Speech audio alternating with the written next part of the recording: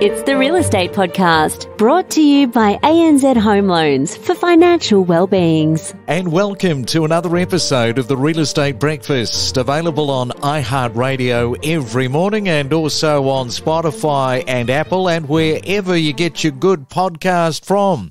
Tuesday morning, the 25th day for October. Yes, we are just 7 days away from another rate rise heading our way, compliments of the RBA via inflationary pressures. Of course, we are also winding down the year and looking to Christmas and the new year for a break from the last 12 months. But spare a thought if this doesn't apply to you, because many people won't be heading away this Christmas for a break at all, for the simple reason of what I just said, what is coming in 7 days' time. The belt has to be tightened again. The state of the economy, especially inflation, we will get a sense of from the RBA in a handful of days. In the meantime, coming up, we are going to be talking with Carlos Cacho, who is back from Jarden, and having a look at some of those metrics, which are all part of the big equation. And I don't know if you saw this yesterday, almost $19 million worth of properties, including luxury waterfront properties, are going to be auctioned off by the Gold Coast Council as a last resort to recover owners' unpaid rates.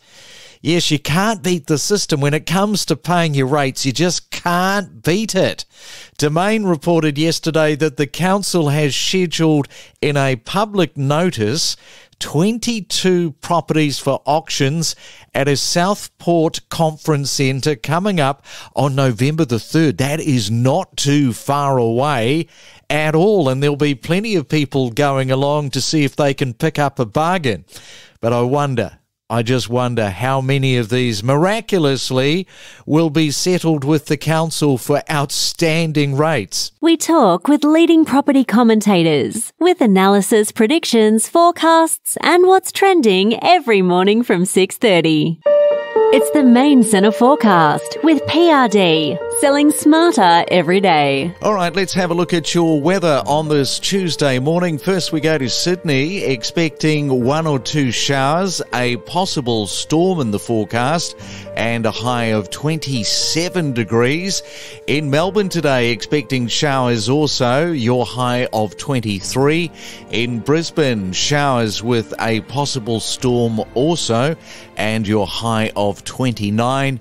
And in Perth today, partly cloudy, but it should be mainly dry, and your top of 22 degrees. It's your weekday real estate breakfast with news, interviews and predictions every morning on the Real Estate Podcast. So as I mentioned, many mortgage holders are going to be having a very different Christmas this year compared to last. Of course, last year at this time, the rate rise pain was nowhere in sight and everybody was heading off into the sun at Christmas time to enjoy a much needed break. This Christmas, however, much different for a lot of people.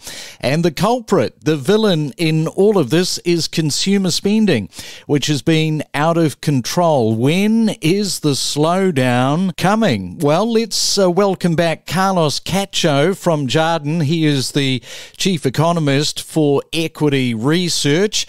And good morning to you, Carlos. Welcome back to the Real Estate Breakfast. Good morning. Thanks for having me back. As I mentioned, it's been a hell of a year for a lot of people, and when we started at the beginning of 2022, it was a very different beginning to how we're ending 2022. Yeah, certainly. It certainly was. There was, I think still a lot of optimism and jubilation as we were coming out of lockdowns, as everyone was kind of getting out there and spending again, getting back to normal life. And, as a result of that kind of economic boom we saw coming out of lockdowns, that we've seen inflation pick up much more strongly than the RBA anticipated.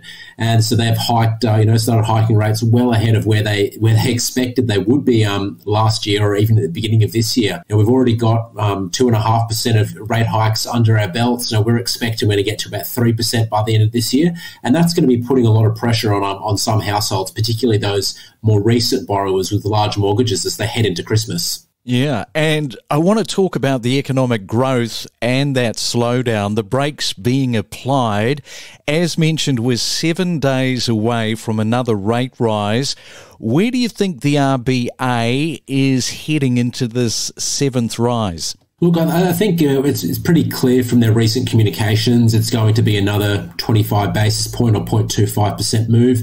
I think the hurdle to hike a larger, going back to half percentage point moves is very high. In terms of where they end up, our base case remains that they will get to about 3.1% by the end of the year. So one more hike in November and another in December. But we do see some upside risk in 2023, potentially, one or two more hikes to the upside, so around 3.5%. But we really struggle to see them getting any higher than that.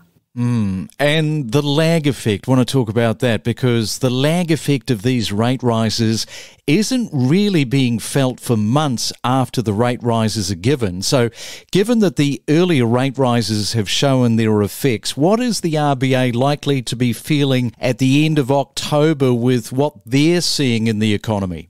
Look, it's still pretty early. In the data, we haven't really seen any slowdown in the consumer yet in the official measures of retail sales or consumption. We do know that there's about a 2 to 3 month lag before an RBA rate hike actually impacts consumer wallets. So that means consumers are not going to feel the effects of the rate hike we saw in September until December.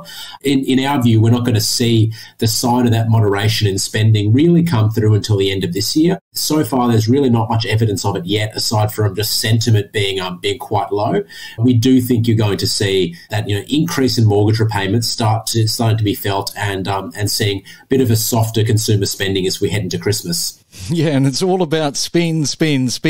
And given that right now, this is the important Christmas spend, which is coming up, what damage is that potentially going to do to markets that the RBA looks for in slowing down the expenditure rates? We are likely to see a fall in or a reduction in the growth in spending. We know that the rate hikes we expect are effectively going to reduce household disposable income by about 5% in aggregate. For those households who are large mortgage borrowers, it's going to be an increase in repayments of around 40%. So it is pretty significant. One possibility, though, to the upside is that we could see people just putting it on plastic. They may decide that, yes, the mortgage has gone up, I'm a bit shorter on cash than I'd like to be, but I want to keep Christmas alive, and I'm going to put it on the credit card. And the risk there is that could make 2023 even worse if people are dealing with not only the effect of rate hikes and inflation, but also elevated levels of consumer debt. These rate hikes are going to have a pretty material impact on a lot of households. That's so true, isn't it? If people decided to chuck everything on the plastic and you had this massive blowout, there's potential there with all of these rate rises for all the good that the RBA is trying to do. That could really start the year off pretty awful. Yeah, certainly. The level of credit card debt is still well down from where it was pre-COVID. We saw people take advantage of a lot of those, stimulus, superannuation withdrawals, etc., to pay down their consumer debt. So there is the ability for that to go up, but I think that's really a short-term sugar hit, if you will, because at the end of the day, the money's got to be repaid and be repaid. And as we know, credit card interest rates are much higher than they are for mortgages. So it is going to hurt households if they do decide to put it all on plastic. And the correcting property market, we know that they've fallen. We know that Sydney has certainly had a punch. Peak to trough, when do you see things easing and stabilising in these price drops? Yeah, our forecast since about June has been for a 15 to 20% correction nationally. Based on the most recent CoreLogic data, we're probably seeing about 5% nationally. Sydney is getting closer to, it's probably around 10% now. In terms of where we see that stabilising, I think around the middle of next year, you'll probably see some stabilisation in the housing market. The key thing is really going to be the RBA and where do interest rates get to and when do they cap out. That's the most important driver at the moment, and that's really really overriding anything else like the potential rebound in migration or the relatively strong wages and income growth that we're seeing in some sectors. It's really all about interest rates at the moment. And what about people turning properties over? Are you seeing or predicting that is likely to lessen into the new year as people tighten their belts and maybe hold and sit for longer periods before going to market? Yeah, absolutely. No, we're seeing that in the data. We've seen home sales fall materially from their highs of last year.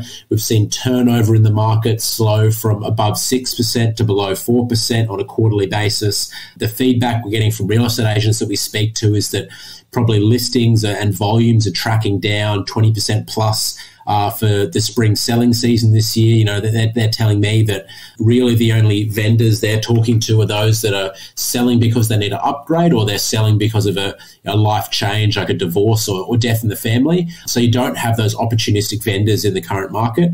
And, that's going to, I think what we're going to see is we're going to see that volume of housing sales remain fairly soft until we see some stability in the market and potentially a recovery in the second half of next year. All right, well, plenty of talking points there. Once again, thank you, Carlos, for coming back onto the Real Estate Breakfast this morning. Really appreciate it. Thanks for having me again. We connect you to the best real estate information across Australia. The Real Estate Podcast.